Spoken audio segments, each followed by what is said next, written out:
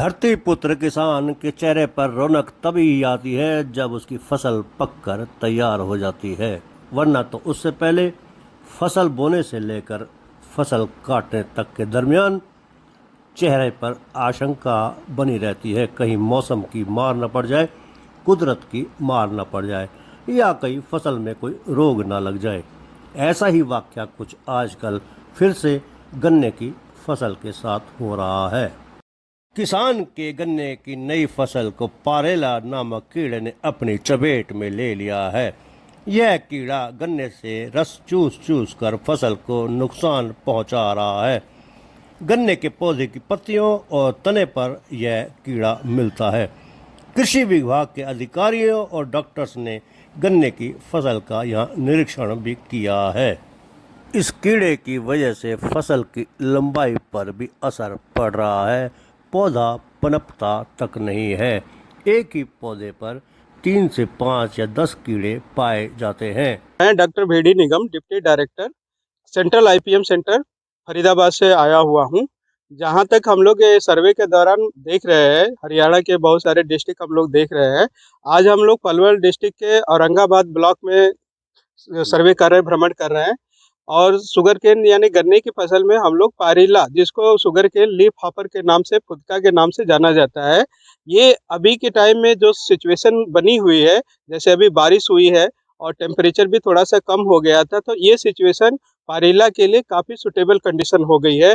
जिसका नतीजा ये है कि किसान भाइयों के खेतों में ये शुगर केन की फसल पे पारीला की पॉपुलेशन बहुत बढ़ गई है। जो इसकी ईटीएल लेवल है, 3 से 5 इसकी अगर एडल्ट एक पत्ती पे मिल रहे हैं, तो ईटीएल लेवल लगभग आ गया है। अगर इसको हमको कंट्रोल करना है, मैनेज करना है, तो इसके लिए भारत सरकार द्वारा और राज्य सरकार द्वारा बहुत सारी दवाइयाँ संशोधित रिकमेंडेड की गई हैं, संशोधित की गई हैं, जो किसान भाइयों को अपनाना चाहिए। जैसा कि भारत सरकार ने भी अपना पीओपी जारी किया है, इसके माध्यम से किसान भाई उससे जानकारी लेके और सटीक और सही केमिकल का या रसायन का या जैव रसायन का उपयोग कर सकते हैं। इसको मिनिमाइज करने के लिए हम लोग मेटराइजम एन्सोपिली, जो मतलब कि बहुत अच्छा एक बायोपेस्टिसाइड के रूप में हम लोग रिकमेंड करते हैं, इसका काफ़ी अच्छा रिजल्ट देखा गया है। इसके अलावा अगर पॉपुलेशन ईटीएल लेवल से ऊपर जा रही है, 3 से 5 एडल्ट से ऊपर जा रहे हैं, तो इसको कंट्रोल करने के लिए जो सीआईबीआरसी से रिकमेंडेड इंसेक्टिसाइड हैं, जैसे मोनोकोटोफास, क्लोरपाइरिफास, ये बहुत ही अच्छी दवा, कारगर दवा है। और इसको कंट्रोल करने के लिए एक नेचुरली बायो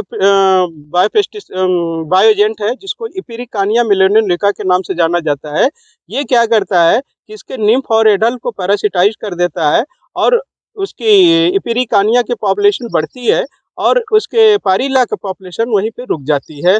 तो ये नेचुरली अवेलेबल है। किसान भाइयों को सलाह दी जा रही है कि इपिरिकानिया की पॉपुलेशन को पहचाने, और उसके पैरासिटाइड एक मास जो भी मिल रहे हैं, उसको दूसरे के खेतों में जहाँ पे पारीला ज़्यादा लग रहा है, वहाँ पे रिलीज करके उसको कम कर सकते हैं। पहचान क्या है, क्या नुकसान पहुंचाता है ये जैसा कि मैंने बताया, ये लीफ हॉपर है। लीफ हॉपर क्या होता है कि जंप करके एक प्लांट से दूसरे प्लांट पे जाता है, और ये रस चूसने वाला कीड़ा है। ये पत्तियों के, उसके तनों के रस चूस के उसको कमजोर कर देता है, और जैसे जैसे रस चूसता है, रस के साथ मतलब उसका हनी ड्यू सिक्रेट करता है, चिपचिपा पदार्थ, उसके वजह से बीमारियां भी फैलने की संभावना ज़्यादा हो जाती है। तो ज़्यादा पॉपुलेशन होने पे ये गन्ने की फसल को एकदम से नुकसान कर देता है, और उसमें बीमारियां भी लगने की संभावना बढ़ जाती है। इसलिए वो दोहरा भी नुकसान करने के लिए वेक्टर का काम कर जाता है। मैं डॉक्टर मंजीत सिंह, उपमंडल कृषि अधिकारी पलवल।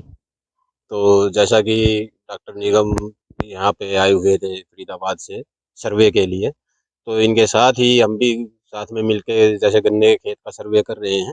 तो उसमें पायरेला की जो पॉपुलेशन है, मौसम फेवरेबल होने के कारण थोड़ी सी ज़्यादा बढ़ गई है इस टाइम पे।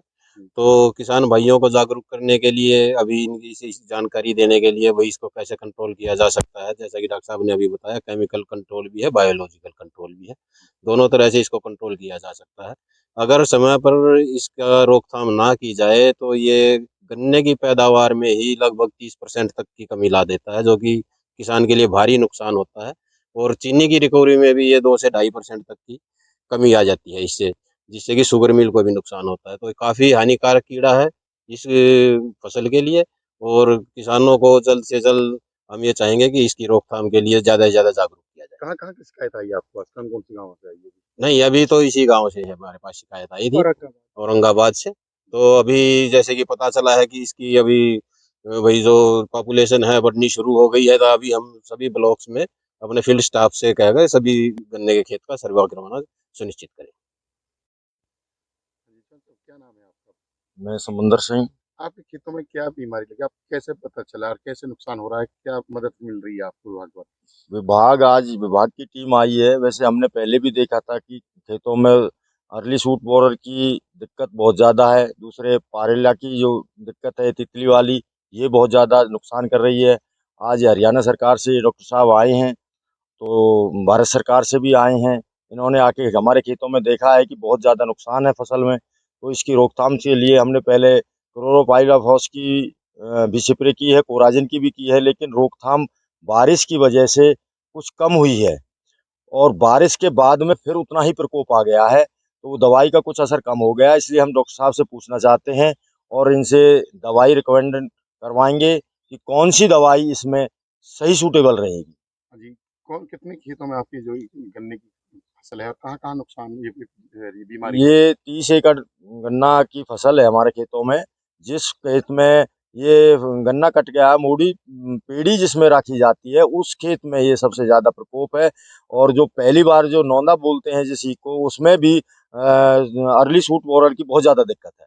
क्या जानकारी दी गई आपको? क्या लाभ हुए? अब इन्होंने डॉक्टर साहब ने हमें 2-3 दवाइयाँ बताई हैं कि भई ये दवाई डालना है, वो दवाई डाल के देखेंगे, असर होगा तो ठीक है, नहीं तो फिर डॉक्टर साहब से फिर संपर्क करते हैं। नीचे जो आप देख रहे हैं यूट्यूब चैनल, इसको आप लाइक करें, सब्सक्राइब करें, कमेंट बॉक्स में जाकर एक प्रतिक्रिया अवश्य दें और इस लिंक को ज़्यादा से ज़्यादा शेयर भी कर दीजिए, क्योंकि वोकल फॉर लोकल के लिए आपका इतना सहयोग हमें ज़रूरी है। धन्यवाद। जय हिंद, जय भारत।